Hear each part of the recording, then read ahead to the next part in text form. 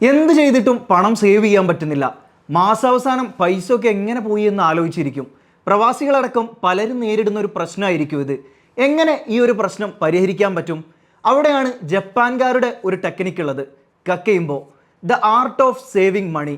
ഒരുപക്ഷെ അറിയാത്തവർക്ക് ഈ ഒരു ടെക്നിക്ക് ചിലപ്പോൾ ഉപകാരപ്രദമായിരിക്കും. 100-ലധികം വർഷങ്ങൾക്ക് മുമ്പ് ജപ്പാനിൽ തുടങ്ങിയിട്ടുള്ള ഈ ഒരു ടെക്നിക്ക് പലരും അറിഞ്ഞും അറിയാതെയൊക്കെ പ്രയോഗിക്കുന്നവരുണ്ട്. കേൾക്കുമ്പോൾ ഇത് വളരെ സിമ്പിളാണ്, പക്ഷേ പ്രാവർത്തികമാക്കിയെടുക്കാൻ ഇച്ചിരി ബുദ്ധിമുട്ടാണ്. ഇനിയിപ്പോൾ പ്രാവർത്തികമാക്കിയിട്ടുണ്ടെങ്കിൽ ഭാവിയിലേക്ക് വളരെയധികം എഫക്റ്റീവായിട്ട് മാറും. അതായത് ഈ അക്കൗണ്ടും UPIയും ATM ഒന്നും ഇല്ലാതിരുന്ന കാലത്ത് ജപ്പാൻകാർ ഓരോ ആവശ്യത്തിനുള്ള പണം ഓരോ എൻവലപ്പിൽ അതെന്തിനാണ് എന്ന് എഴുതിയിട്ട് സൂക്ഷിക്കും. ഓരോ കവറിനും കൃത്യമായിട്ടുള്ള ഉദ്ദേശം ഉണ്ടാകും. ആ കവറിലെ പണം തീർന്നു കഴിഞ്ഞാൽ ആ വകയിലുള്ള ചെലവാക്കൽ ആ മാസം അന്നത്തോടെ നിർത്തും. അവിടെ വൈകാരികമായിട്ടുള്ള ന്യായീകരണമോ കടം വാങ്ങലോ ഒന്നും ഉണ്ടാവില്ല. ഇതാണോ ഇപ്പം ഇത്ര വലിയ കാര്യം? ഇത് കേൾക്കുമ്പോൾ തോന്നും നമുക്കത് ഫോണിലോ അല്ലെങ്കിൽ എക്സലിലോ ഒക്കെ ഈ കാര്യം നോട്ട് ചെയ്ത് വെച്ചാൽ പോരെ എന്ന്. എന്നാൽ അങ്ങനെയല്ല. നമ്മൾ പേന കൊണ്ട് പേപ്പറിൽ എഴുതി വെക്കുന്ന കാര്യം അത് നമ്മുടെ തലച്ചോറിൽ അതിൻ്റെ മൂല്യം കൂടുതലായിട്ട് ഉണ്ടാകുമെന്നാണ് പറയുന്നത്. ഇതിനെ പെയിൻ ഓഫ് സ്പെൻഡിങ് എന്നാണ് അറിയപ്പെടുന്നത്.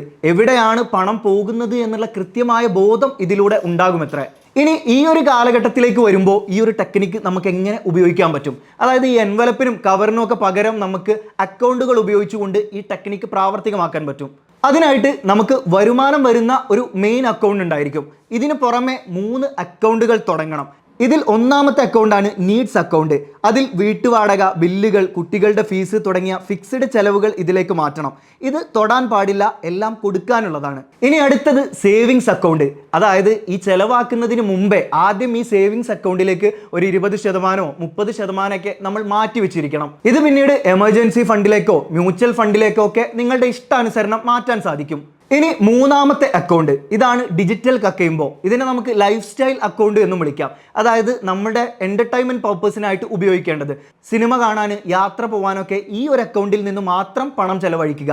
ഇനി നമ്മൾ പ്രത്യേകം ശ്രദ്ധിക്കേണ്ട ഒരു കാര്യം എന്ന് പറയുന്നത് ഈ മൂന്നാമത്തെ അക്കൗണ്ടാണ് പണം സ്കാൻ ചെയ്ത് കൊടുക്കാൻ വേണ്ടിയിട്ട് ഉപയോഗിക്കേണ്ടത്. അതായത് UPI, ഗൂഗിൾ പേ അല്ലെങ്കിൽ വാലറ്റിലൊക്കെ ആഡ് ചെയ്യേണ്ടത്. ഈ അക്കൗണ്ടിലെ കാശ് തീർന്നിട്ടുണ്ടെങ്കിൽ ആ മാസത്തെ ആ വകയിലുള്ള ചെലവുകൾ ഒഴിവാക്കണം. പണ്ട് ജപ്പാൻകാർ ഈ കവറിലുള്ള കാശ് തീർന്നു കഴിഞ്ഞാൽ ഒഴിവാക്കുന്നത് പോലെ.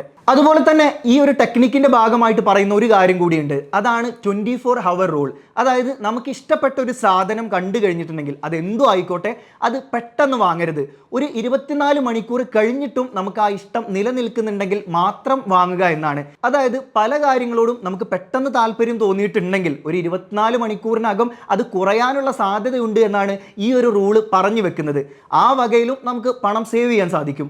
അപ്പോൾ ഡെയിലി ചെലവുകളൊക്കെ എഴുതി വെച്ച് ഈ ഒരു 3 അക്കൗണ്ടുകൾ ഉപയോഗിച്ച് ഈ റൂളൊന്ന് പാലിച്ച് നോക്കിയിട്ടുണ്ടെങ്കിൽ നിങ്ങൾക്കതിൻ്റെ മാറ്റം മനസ്സിലാവും. ആദ്യം കുറച്ച് ബുദ്ധിമുട്ടായിട്ട് തോന്നും, പക്ഷെ ഒരു 3 മാസം കഴിഞ്ഞിട്ടുണ്ടെങ്കിൽ ഇത് കൂടുതൽ എഫക്റ്റീവ് ആകും എന്നാണ് പറയുന്നത്.